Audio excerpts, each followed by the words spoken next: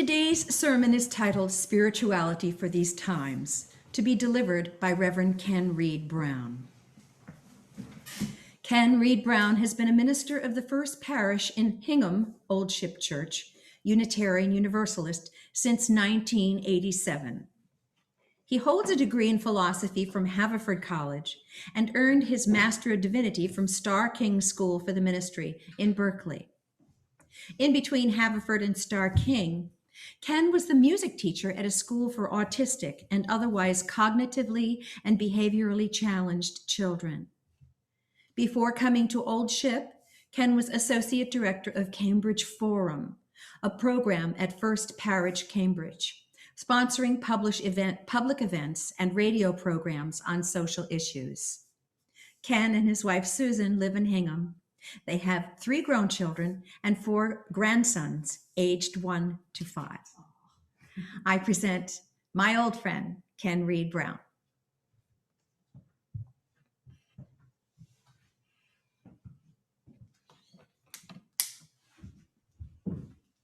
Thank you, Sonny, which is how we all knew you, and some people know you. Marianne, I can't quite bring myself to say, Marianne, you're Sonny to us.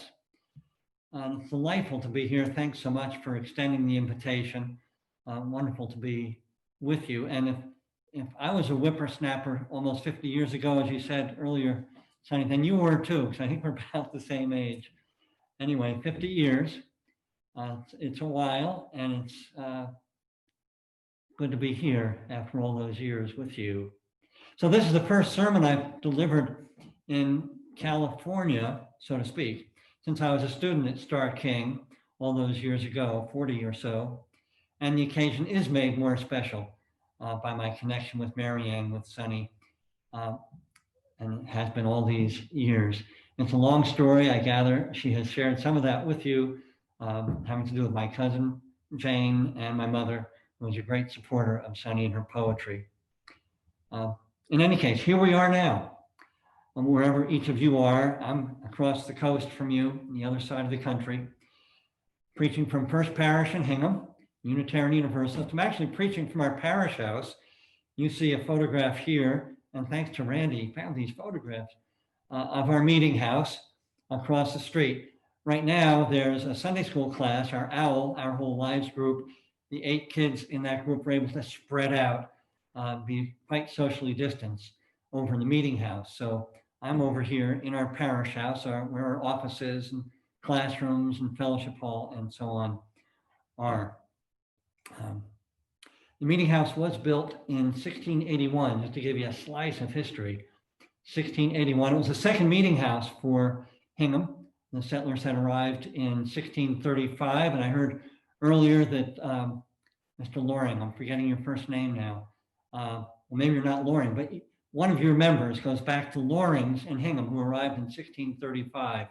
So we might even be some kind of cousins. So this is our second meeting house, built on land as the Hingham settlement was built. And of course, has a longer history. And so we name and honor the generations and generations of the Massachusetts people and the Wampanoag people who inhabited this space long, long before we did. So spirituality for these times, that's my topic.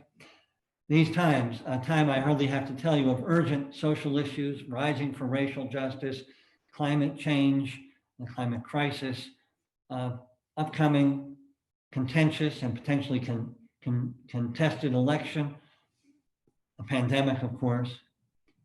All this said, is spirituality for these times, or should it be any different from spirituality at any time before or after these times? And what does this elusive, slippery word spirituality mean anyway? I always go back to the Latin for spiritual, spiritus, which means, one of its meanings is breath. It's the Latin, it was the translation of the Hebrew word ruah. And the story as it's come to us from Genesis, this is the breath that God breathed into Adam. So the breath of life. So for me, spirituality has to do with whatever it is that gives us life, not biological life only, but life abundant, this feeling that we each have now and then of being fully alive, being completely awake, and of experiencing at the same time that we're not alone, that we're connected to all of life, to the creation, in fact. And this means I'm not just talking about a rush of adrenaline or endorphins, which bring a temporary, momentary feeling, good feelings, and there's nothing wrong with that.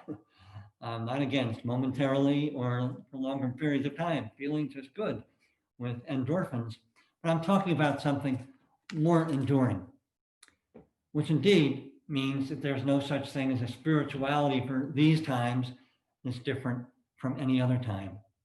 So what's the point then of my message this morning? Well, on one level, I suppose it's to remind us, I'm reminding myself as well, of the importance of the spiritual dimension of our lives, however we understand that. And perhaps more important, or at least we might feel the importance more acutely at some times than others, times when we're feeling unmoored, unconnected, not so awake, even depressed, worried, fearful, than at other times. And if you're allergic, by the way, to the word spiritual, as some people are with whatever connotations, use whatever word you like or words to signify the whatever it is. It grounds you, it helps you feel connected, it helps you feel more awake and alive. So that what I want to spend time on this morning then instead is, rather than exploring the meanings of spirituality itself, is exploring a few of the ways that we get access to the so-called spiritual dimensions of life, ways in which we can connect or reconnect when we feel disconnected, when we're not feeling so alive or awake. As preface to that, I bring us back to a poem by the Unitarian Universalist poet and minstrel of blessed memory now, Rick Maston. Some of you may know Rick Maston. In fact, he wrote the words to one of our many people's favorite hymns, Let It Be a Dance, which we will sing later on. And he was a Californian also. Anyway, the poem that I'm referring to, he called Burnout. He wrote it a long time ago. I heard him recite it when I was at Star King. He recited it at our congregation in Berkeley. And the poem is, I think, a good introduction to what I'm talking about here. In the poem, he uses as a metaphor for our personal times of burnout. We all know what that means, or what it's felt like. The metaphor that he uses is a TV whose tube has burned out. Remember tubes? When TVs used to have tubes? And this leads him, I'm not going to read the whole poem, but it brings us to the last lines of the poem, which I will share. He wrote, a case of burnout demands a second opinion, and this is mine. Find an outlet, and if the cord doesn't reach, move the set. In other words, get closer to and plug ourselves back into whatever it is that gives us access to fuller life, to connection with all life. So I'm going to share a few things that help me in that regard. So they may overlap with ways in which you reconnect, or they may not, but these are my examples, and perhaps we'll bring to mind some of yours. In no particular order, I've got 6 things. Don't worry, I'll move through them pretty quickly. 6 things that help me to plug back in, to reconnect to the source, to reawaken. First, for me, is running. I'm a runner, been a runner for a long time. And most often the way I feel myself reconnecting most immediately is running along the shore. We're on one coast, you're on another. You know what it's like to be by the sea and just experience the rush of waves and so on, or just the view of the water, or running through the woods. When you're in the woods, I mean, really all the time it's true, but when you're in the woods, I'm aware of breathing in and out with the trees. They're giving me oxygen, I'm giving them carbon dioxide with each breath. So that word again, more alive, experiencing more intimately my place in the family of things, to use a lovely phrase from Mary Oliver, a poet. Then second, by contrast, is sitting still in meditation or prayer, contemplation, whatever you call it. What might happen when we sit still? Well, there are a couple of lines in the first reading, and thank you, Sonny, for beautiful readings. You brought them to life for us. There are lines in the first reading from the Tao Te Ching that I return to sometimes to help me in my meditation and give us a clue about what can happen. The lines were, do you have the patience to wait till your mud settles and the water clears? Do you have the patience to wait until your mud settles and the water clears? Which means no longer so attached, following along with the incessant flow of thoughts. It's what the brain does, is to keep making thoughts, but we can get hooked by them, and they might include worries and fears and so on. That's the mud. If we just sit and wait for it to settle, we'll experience maybe even just a moment or two of that stillness, the clear water, as the text said. And for me, it helps me to be a little more able when I stand back up and re-enter the rest of my day, a little more able to be at least a little bit like the master in the rest of that ancient text. Careful, alert, courteous. And why? Because in those moments of stillness, I've disconnected a bit from small self, what we often call ego, with its fears and worries and so on, and reconnected a bit with the larger self, with cosmos, divine reality, of which I've always been part, but too often fail to notice. I don't know how many of you ever listened to Krista Tippett's program On Being, but this morning, the one that she's showing this weekend, you can find it as a podcast. She was interviewing Sharon Salzberg, the American Buddhist teacher. And apparently somewhere Sharon Salzberg wrote, one of the weirdest effects of meditation, we're sitting quietly alone, one of the weirdest effects of meditation is that we feel our connection with others. When the mud settles, we experience our connection with others.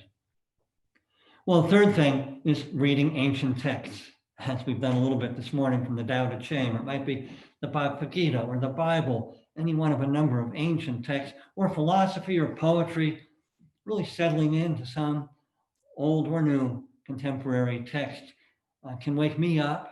Maybe it does the same for you. Can evoke what I experience as a kind of, oh, that's how it is.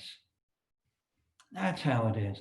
Mary Oliver, to mention her again, had a knack for waking us up in her poetry. Often at the end of one of her poems, she'd catch us with where she'd been going all along, but we hadn't quite realized it. Like the often quoted line at the end of her poem, I think it's called A Summer Day.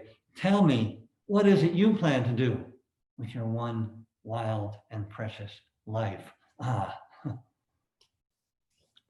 Fourth, a phrase my congregation has heard me utter many times: conversations about things that matter. I mean, deeply matter.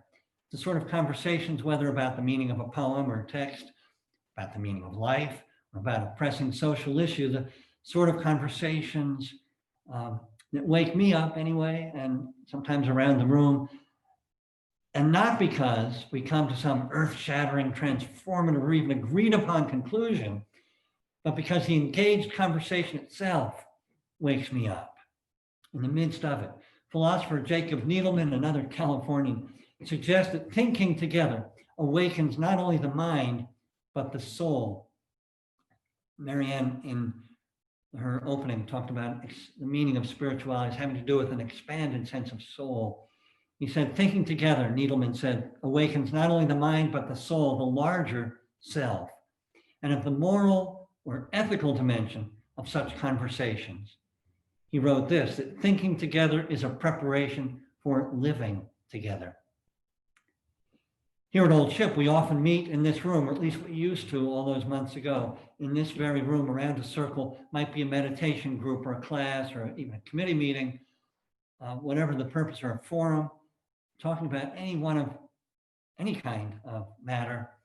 And now and then there have been times in the circle, and you've all had this experience one time or another, where the energy is just flowing, and it's no longer as if they're the individuals talking with one another, sharing, this is what I think, this is what I think, but as if it's one mind, one heart, thinking, musing together.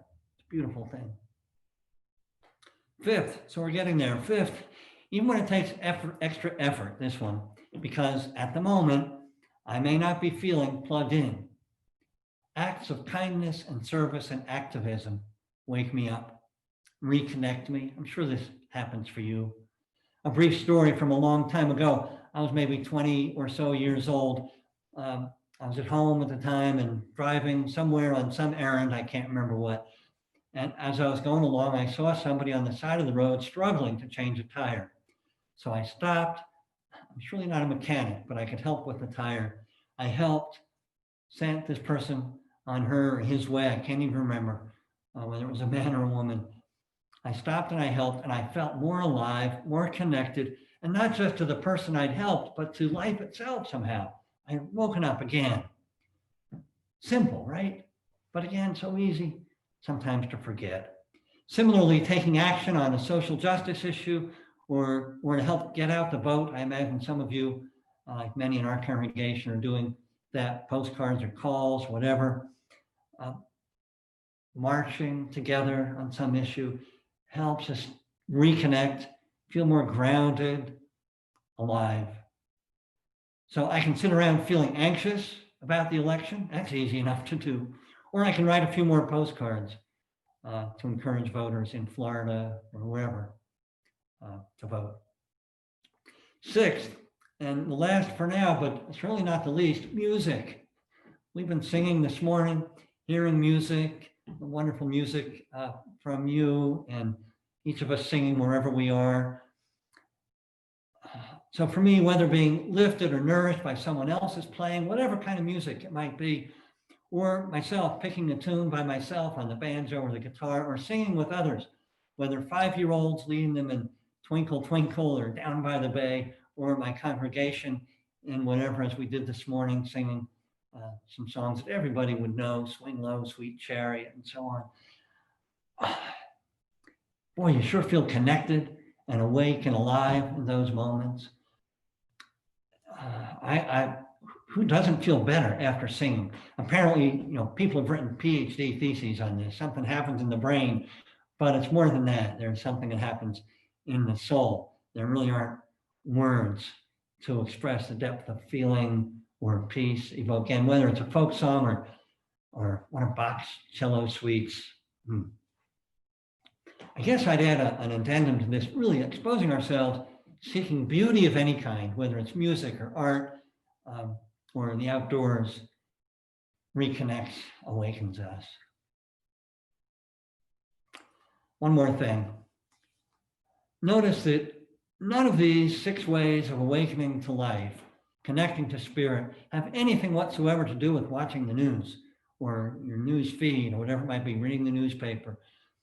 The way I put it for myself, though I don't always heed my own advice, is I should expose myself to just enough news to help me be a good citizen, and then put it aside and do some of those other things that Richard Rohr suggested we could use our time doing.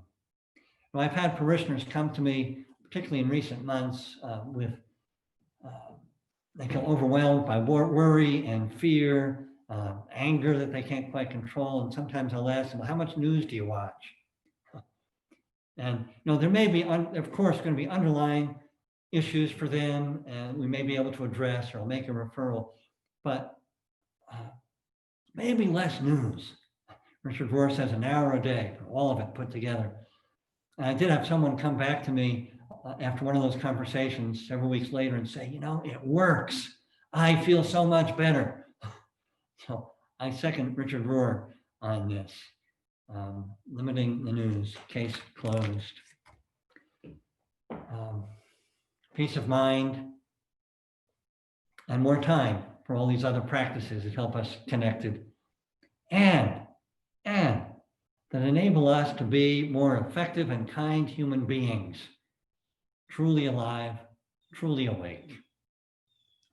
So to put all this pretty simply in the form of an invitation, may we each seek to reduce the poisons we allow into our lives and to increase the nourishment in our lives so that we become a little more and then a little more and fully engaged, effective, kind, awake, and alive.